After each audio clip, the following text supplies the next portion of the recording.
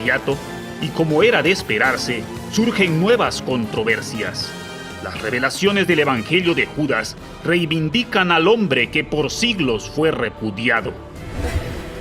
La idea de un evangelio de Judas Iscariote es tan provocativa que mucha gente se ha preguntado, ¿podría ser que en realidad fuera una falsificación? Teóricamente, una persona con un sentido de humor diabólico o el deseo de engañar al mundo podría tomar un papiro muy antiguo y crear un texto y reírse de todo el mundo. Se cree que originalmente fue encontrado cerca de Nag Hammadi, donde se descubrieron los primeros evangelios gnósticos. Fue sometido a semanas de investigación mediante el uso de tecnología de última generación como microscopio de electrones, datación por carbono 14, paleografía y los últimos avances en arqueología. A pesar de su origen poco usual, los expertos determinaron que no era una falsificación, pero que probablemente no era tan antiguo como los evangelios tradicionales. Los estudiosos creen que fue compuesto probablemente entre el 220 y 340 después de Cristo. El texto del Evangelio de Judas es un relato de unas 250 líneas, del ancho aproximado de un folio, que se encuentra en un códice de 66 páginas, más de un tercio del cual es ilegible y que contiene otras 3 obras. 2 de ellas, el primer Apocalipsis de Santiago y la Epístola a Felipe, atribuida a San Pedro, son obras gnósticas ya conocidas por los hallazgos de Nag Hammadi. La tercera es un fragmento de un texto desconocido, titulado provisionalmente Libro de Halógenes. Todos los textos están escritos en el dialecto saídico del idioma copto, aunque es una traducción de un original griego, probablemente de comienzos del siglo II. Se desconoce cuándo y dónde se escribió el original en griego, pero se sabe de él porque ya el obispo Irineo de Lyon, en el 180 después de Cristo, así lo da a conocer en su famoso Tratado contra las herejías, cuyo título completo es Desenmascarar y refutar la falsamente llamada ciencia Gnosis. Irineo de Lyon ataca el Evangelio de Judas, calificándolo de herético, y hace mención de las divisiones que habría causado en la iglesia de aquellos primeros siglos de nuestra era. Dicen que Caín nació de una potestad superior, y se profesan hermanos de Esaú, Coré, los sodomitas y todos sus semejantes. Por eso el Hacedor los atacó, pero a ninguno de ellos pudo hacerles mal, pues la sabiduría tomaba para sí misma lo que en ellos había nacido de ella. Y dicen que Judas el traidor fue el único que conoció todas estas cosas exactamente, porque solo él, entre todos, conoció la verdad para llevar a cabo el misterio de la traición. Para ello muestran un libro de su invención, que llaman el Evangelio de Judas. Irineo sostenía que el Evangelio de Judas era una historia ficticia que la secta de los cainitas había escrito en el estilo de los evangelios. Los cainitas, según Irineo, creían que Judas tenía conocimientos secretos y que la meta de Judas era causar confusión en los cielos y en la tierra. Esta es la única fuente histórica que se tenía del Evangelio de Judas, y a todas luces resalta no pertenecer a una fuente imparcial. Cada uno de los 12 apóstoles de Jesús de Nazaret tuvo que representar su papel en la escena. También causa cierto dolor el hecho concreto de que Judas Iscariote, hasta la fecha actual, es considerado realmente como un discípulo traidor. Judas Iscariote es otro caso muy interesante. Realmente este apóstol jamás traicionó a Jesús el Cristo, solo representó un papel y este se lo enseñó su maestro. Judas no quería ejecutar el papel que le tocó, solicitó el de Pedro, mas Jesús ya tenía establecido firmemente la parte que cada discípulo tenía que simbolizar. El papel que Judas representó tuvo que aprendérselo de memoria y le fue enseñado por su maestro. Judas Iscariote nunca, pues, traicionó al maestro. El Evangelio de Judas es la disolución del ego. Sin Judas no es posible el drama cósmico. Es pues este apóstol el más exaltado adepto, el más elevado de todos los apóstoles del Cristo Jesús.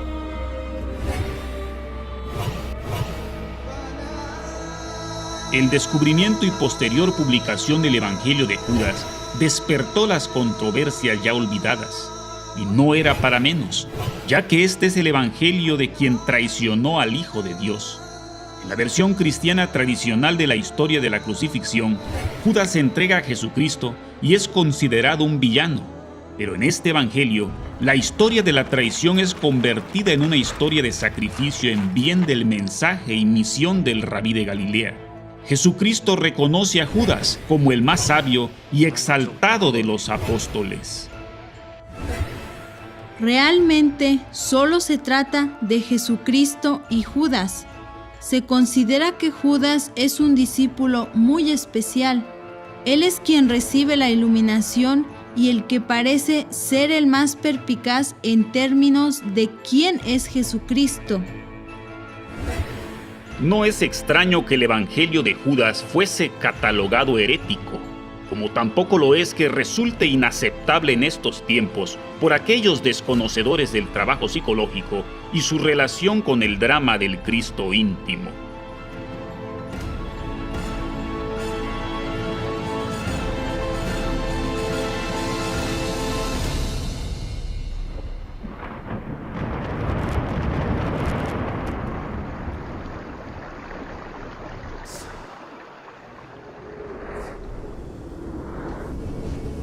Estamos en la era de las revelaciones e irremediablemente sale a la luz pública el trascendente papel de la mujer en la iglesia primitiva, la doctrina de la reencarnación y el retorno presente en las enseñanzas del Cristo, el importante e indispensable papel de Judas para el cumplimiento de la misión del Salvador, el significativo ejercicio de Pedro en la iglesia del Cristo, la piedra que desecharon los edificadores. Por su naturaleza es quien tiene las llaves del reino y el poder de atar y desatar en la tierra y en el cielo.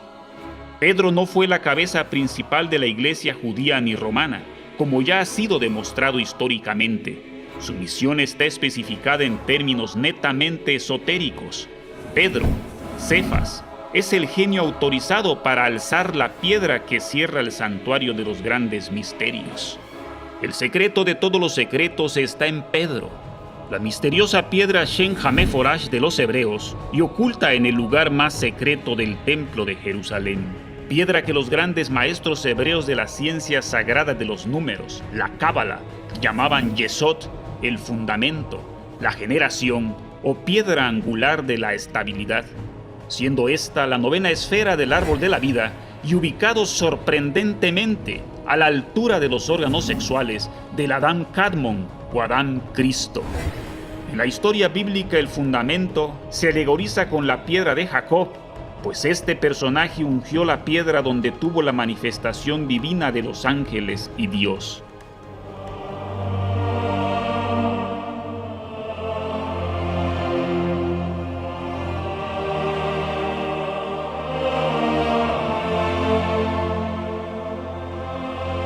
La leyenda dice que en los tiempos de Jesús había en el templo de Jerusalén una piedra cúbica perfecta, la piedra Shem Hameforash, que tenía el secreto del poder de las 4 letras del nombre de Dios. Quien descubriera ese secreto tendría todos los poderes sobre los elementos del universo. Los sacerdotes se habían asegurado de que todo aquel que ingresara a esa parte del templo aprendiera el gran misterio y no pudiese revelarlo una vez que saliera. Jesús, el gran rabí de Galilea, fue iniciado en los misterios judaicos en la Sagrada Orden de los Esenios y aprendió de esta manera la interpretación precisa del nombre impronunciable de Dios, nombre que guarda el gran secreto que nadie osaba revelar.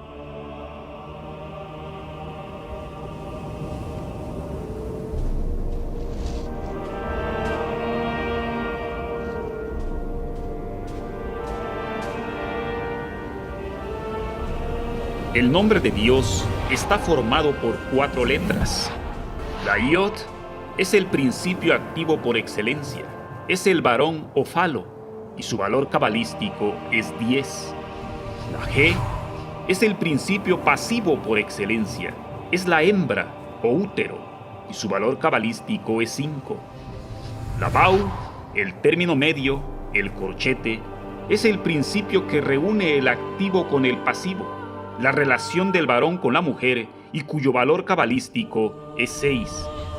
Estos 3 términos expresan la ley ternaria del absoluto, el muy sagrado triamasicapno o ley del 3, ley de creación, conocida posteriormente como la Santísima Trinidad. La segunda G, por su posición, determina el paso de un mundo a otro, expresa la transición. Esta segunda G representa al ser total encerrando en una unidad absoluta los 3 términos que lo constituyen: varón, hembra, relación. El paso del noumeno al fenómeno y recíprocamente el paso de una gama a otra gama. Es la semilla que contiene en germen al futuro árbol. Esta es la transmutación del hombre común en el hombre solar y más allá en el superhombre u hombre Cristo. Esto es lo que el gran maestro expresara a Nicodemo como el nacimiento segundo, y que Nicodemo, siendo un sacerdote del templo, no entendiera, pues desconocía la muy sagrada ciencia iniciática esotérica de los hebreos. La suma cabalística de las letras del nombre de Dios arroja como resultado el arcano 26, el prodigio. La palabra prodigio significa maravilla, milagro. Prodigioso, como adjetivo, puede y debe aplicarse inteligentemente a todas las creaciones del ser y del alma, que en sí mismas son maravillosas, excelentes, exquisitas. El arcano 26 promete episodios que se realizan, peligros que amenazan, hechos que sorprenden, enseñanzas impensadas. Diodoro de Sicilia, historiador del siglo I a.C., que es el primero al que se le atribuye la investigación del nombre sagrado, afirma en sus escritos que los judíos pronunciaban el nombre de Dios como Yahweh. En 1947, en una cueva de Qumran ubicada cerca del Mar Muerto, se hallaron fragmentos de un rollo escrito en el siglo II a.C. que revalida la sorprendente afirmación de Diodoro. El fragmento es del libro de Levítico. Allí se confirma que la pronunciación del sagrado nombre consiste en la unión de 3 letras griegas: iota, alfa y omega. Yahweh es la forma griega del Yahó hebreo que posteriormente se abrevia como Yah. Ambos, Yah y Yahó, eran nombres misterios hebreos derivados de Yahweh. Los caldeos tenían su Yahó llamado Yah o Yah antes de que los judíos adoptaran el nombre, y con ellos, como es explicado por algunos gnósticos, padres de la iglesia y neoplatónicos, la verdadera clave de este Dios misterio era comunicada solamente a los iniciados.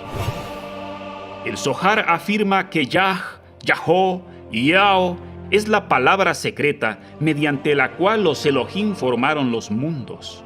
La divina unión del I masculino y del O femenino por el A, acto, coito sin derramar el A, azogue o mercurio, la simiente, es el gran misterio del nombre impronunciable de Dios, explicado por la piedra Shem Hamé Forash. Iao es Iot He Bau He, tetragrammatón, las 4 gramas o letras del nombre de Dios. El presbítero teólogo griego Tito Flavio Clemente, también llamado Clemente de Alejandría, uno de los padres de la iglesia primitiva más respetados y admirados, dijo en su obra miscelánea sobre el nombre: el nombre místico con el que se llama al tetragrammatón es pronunciado Yahweh, lo cual significa quién es y quién será. Así lo da como Yahweh. Con la pronunciación de las vocales I, E, O, U, A, se da entonación al tetragrammatón Yehovah, que unida a Adonai forman cabalísticamente una expresión del Espíritu Santo. El Espíritu Santo se relaciona con la tercera esfera, que es Binah, la comprensión, y con la novena esfera Yesod, el fundamento. El Espíritu Santo es el verdadero poder viviente eléctrico ubicado en los órganos creadores. Adonai Jehová, Jehová, que traducido es aquello que es, se simboliza en la figura mística de la paloma blanca, al igual que el Espíritu Santo. Jehová es la síntesis de las fuerzas masculinas y femeninas que constituyen a Dios. Jehová es una entidad divina. Jehová es el aceite, semen transmutado. Jehová es el Espíritu Santo en el ser humano. Al respecto, no sin asombro, vemos que el valor cabalístico de aceite, semen, es 390, igual que el de la divina presencia, Hachekinah, la divina madre. 390 es también el número cabalístico de la unión de macho y hembra, Sakar Beneh Kebah, y también de cielos, Samayín. Esto es el Edén, en donde el varón y la mujer, formando el andrógino divino, a imagen y semejanza de su creador, deben transmutar el aceite de la unción para entrar al reino de los cielos. Esta es una práctica sexual totalmente diferente a la que la gran mayoría conoce, ya que hasta ahora había permanecido en secreto por pertenecer a las enseñanzas más secretas de las escuelas de misterios antiguas y de sus maestros.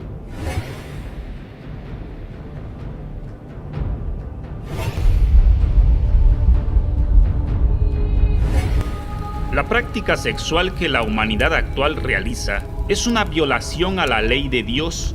El sexto mandamiento dice: no fornicarás, en hebreo, lo lejasir hasara, es decir, no eliminar la simiente.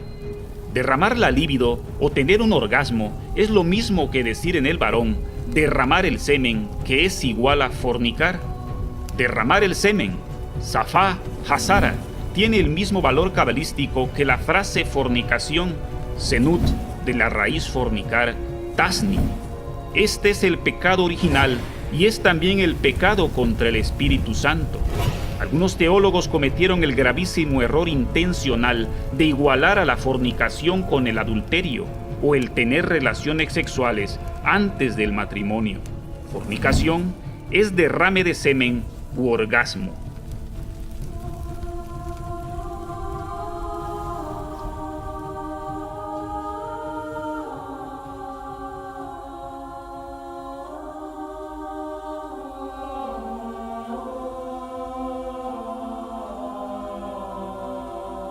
Muy diferente es el misterio del nombre de Dios, Yod-He-Bau-He, I-A-O y Jehová, que enuncia la manifestación del Espíritu Santo, el sexo como algo muy sagrado.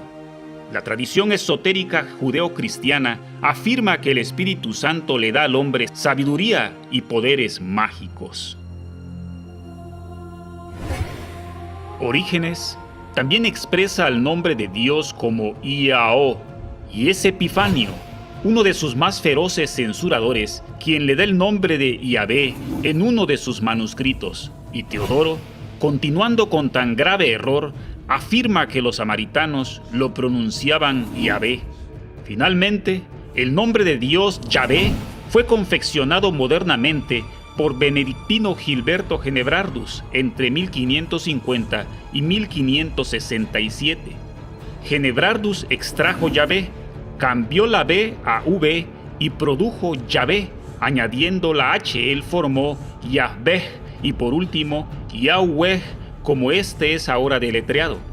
Genebrardus no tanteó su mano en la sopa del alfabeto concerniente al nombre de Dios hasta que tradujo los trabajos de Orígenes, y allí él encontró el tópico del nombre de Dios y modernizó la ortografía a su antojo. Este nombre, Yahvé, tiene sus raíces profundas en civilizaciones pasadas. Yahvé no es el nombre del verdadero Dios judío.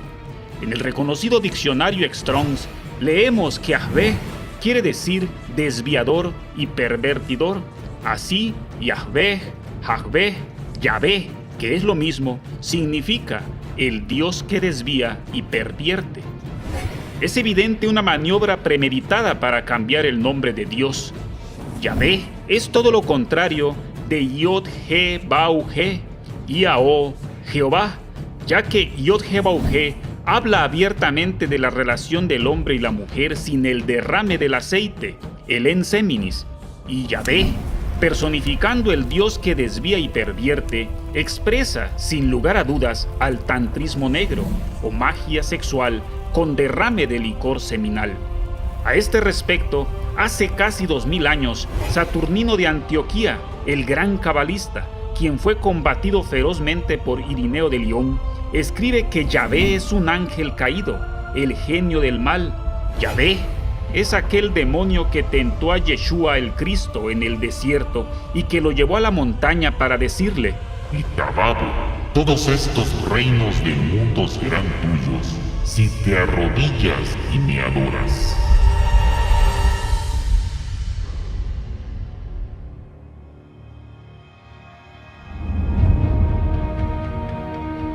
Jesús enseñó el gran misterio de la piedra Shen Hameforash a Simón, a quien más tarde llamaría Cefas, Pedro, piedra, poniendo el fundamento indispensable de toda auténtica obra divina.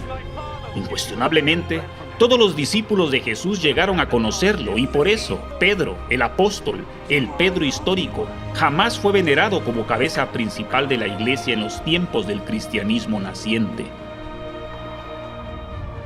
Esta piedra es la misma piedra filosofal de los alquimistas. Dicha piedra preciosa que confiere el poder de transmutar a los metales viles en metales preciosos y que es el elixir de la larga vida, es el resultado de la sabia mezcla de 3 sustancias mágicas: azogue, sulfur y fior.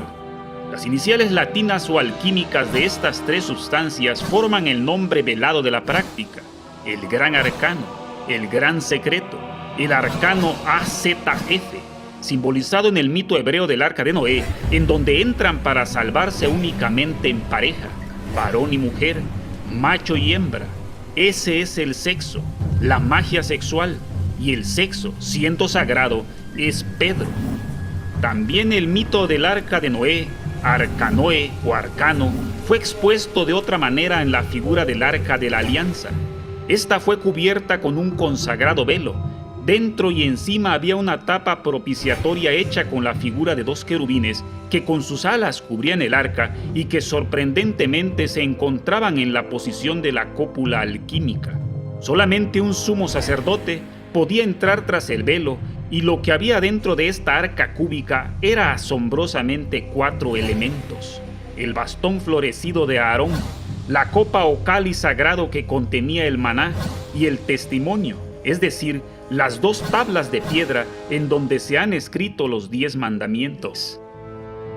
Estos son símbolos evidentemente sexuales. El bastón florecido, atributo masculino, y el atributo femenino, copa con maná, deben unirse en un lugar específico, el arca o arcano, conservando sus propiedades en una práctica, el testimonio o castidad científica, para cumplir las 10 leyes. El testimonio son los 10 mandamientos de Dios que fueron entregados a Moisés en el monte Sinaí. Las frases testimonio, edut, conocimiento, daat y coito de varón y mujer, yadá, sacar, benech, kebaj, tienen una igualdad hebrea cabalística. Así queda explicado el porqué de 2 tablas para los mandamientos divinos y humanos. Y es que para el pensamiento esotérico hebreo, la ley de Dios no puede cumplirse si no es a través de la santa unión del hombre y la mujer. La historia bíblica dice que Melquisedec le entregó al patriarca Abraham el pan y el vino en un cáliz de plata, el Santo Grial, ante lo cual el gran patriarca hebreo dio a Melquisedec la 10ª parte de todo. El diezmo es el resultado de la práctica alquímica, el nacimiento del Adam Kadmon, el Adam Cristo.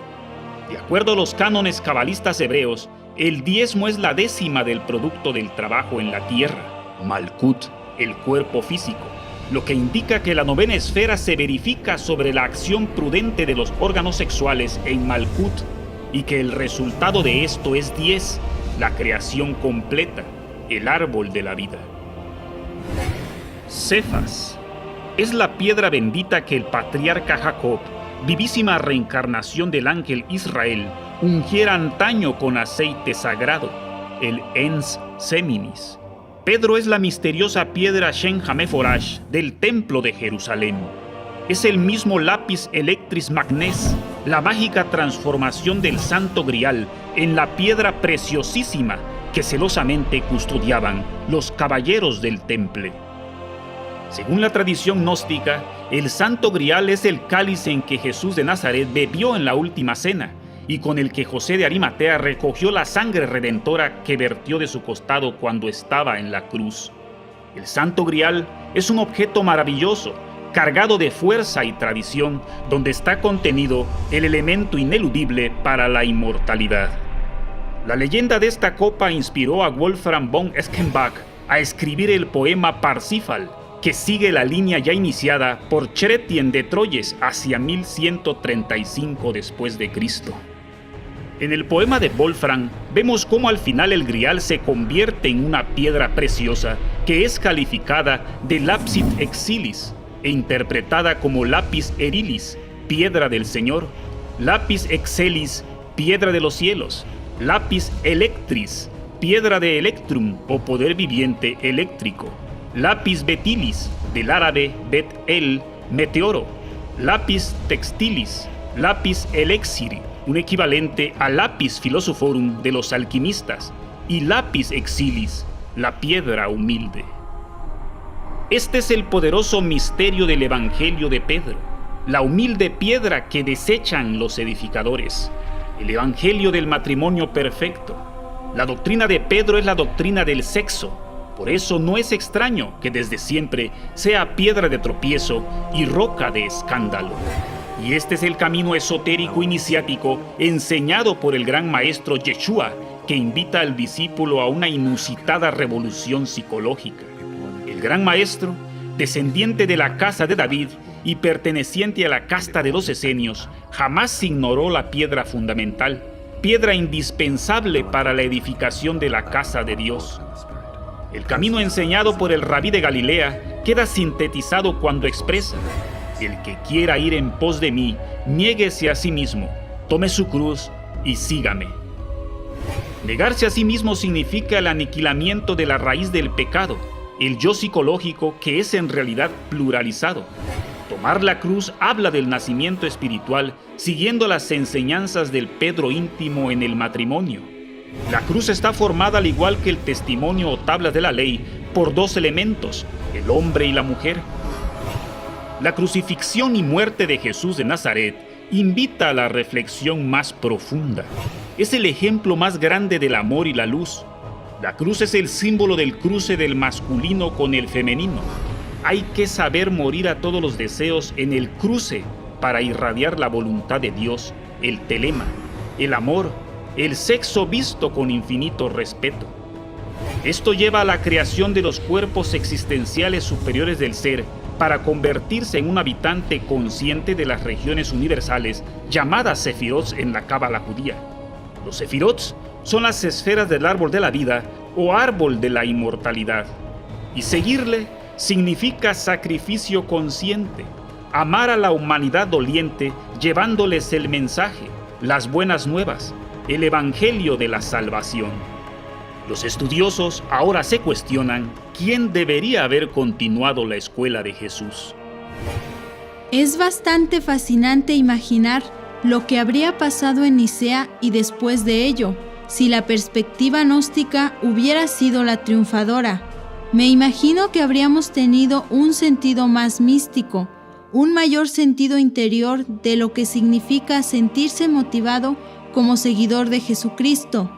Habría sido una iglesia muy diferente, con características diferentes y otro tipo de sentido, un sentido más místico.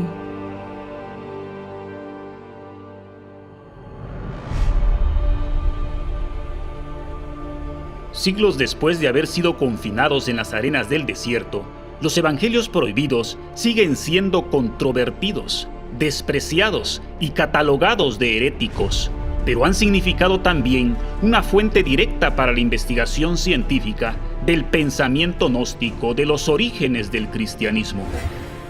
Como quiera que los estudios gnósticos han progresado extraordinariamente en estos últimos tiempos, Ninguna persona culta caería hoy como antaño en el error simplista de hacer surgir las corrientes gnósticas de alguna exclusiva latitud espiritual. Si bien es cierto que debemos tener en cuenta en cualquier sistema gnóstico sus elementos helenísticos orientales, incluyendo Persia, Mesopotamia, Siria, India, Palestina, Egipto, etc., nunca deberíamos ignorar los principios gnósticos perceptibles en los sublimes cultos religiosos de los nahuas, toltecas, aztecas, zapotecas, mayas, chibchas, incas, quechuas de la Indoamérica. Hablando muy francamente y sin ambages diremos, la gnosis es un funcionalismo muy natural de la conciencia, una filosofía perennis et universalis. Incuestionablemente, gnosis es el conocimiento iluminado de los misterios divinos reservados a una élite. Los escritos gnósticos han revelado que la gnosis como conocimiento no tiene un fundador ni es propiedad de nadie, pues no es creada por un hombre ni un grupo en particular. Gnosis es un saber universal que nace con la vida misma. Fue acuñado el término por los griegos, pero existe desde los albores de la humanidad. Todas las primitivas religiones la poseían intrínseca a sus cultos y a su forma de vida. La gnosis enseñó desde siempre las claves del camino esotérico mediante las cuales el hombre sale desde las tinieblas a la luz. Sin embargo, hablamos sabiduría entre los que han alcanzado madurez, y sabiduría no de este siglo, ni de los príncipes de este siglo que perecen, mas hablamos sabiduría de Dios en misterio, la sabiduría oculta, la cual Dios predestinó antes de los siglos para nuestra gloria. Sabemos que en el griego clásico, el término gnosis indica el conocimiento de lo que es, en contraste con la mera percepción u opinión. El énfasis está en el acto de conocer más que en el conocimiento en sí mismo, de tal forma que el procedimiento para este acto de conocer cobra una enorme importancia. Para los griegos, quienes daban una gran predilección a la belleza y a la percepción de esa belleza, el conocimiento de la gnosis se obtiene por la vía del discurso y la dialéctica, que se inicia por la observación directa. Cuando las realidades a las que se quiere acceder son invisibles, esto es, de los mundos superiores, entonces la visión es reemplazada por la capacidad de comprensión directa, llamada revelación. Esta manera de recibir la gnosis trasciende cualquier lectura literal y es dirigida directamente por el ser, y como tal, esta gnosis tiene la capacidad de revelar y responder a cuestionamientos como ¿quiénes éramos? ¿De dónde hemos venido? ¿Dónde estábamos? ¿Dónde hemos sido arrojados? ¿Hacia dónde nos apresuramos? ¿De qué somos redimidos? ¿Qué es la generación? ¿Qué es la regeneración? La palabra gnosticismo encierra dentro de su estructura gramatical la idea de sistemas o corrientes dedicadas al estudio de la gnosis.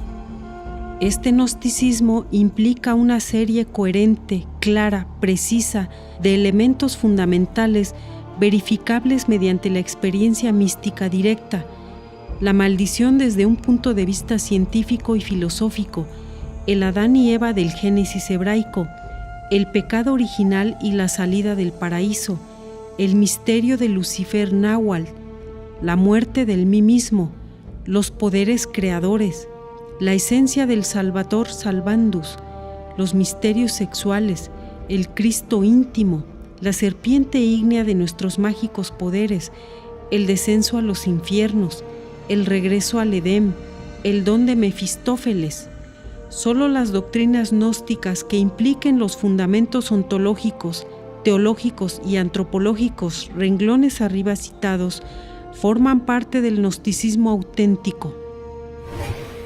Cristianismo ortodoxo y cristianismo gnóstico son en absoluto dos perspectivas religiosas distintas.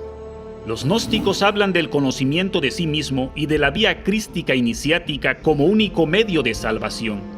La vía ortodoxa dice que Cristo ya hizo el sacrificio y que la salvación se obtiene creyendo en Él, participando de su iglesia, aceptando la autoridad del clero, recibiendo los sacramentos y proclamando el credo apostólico.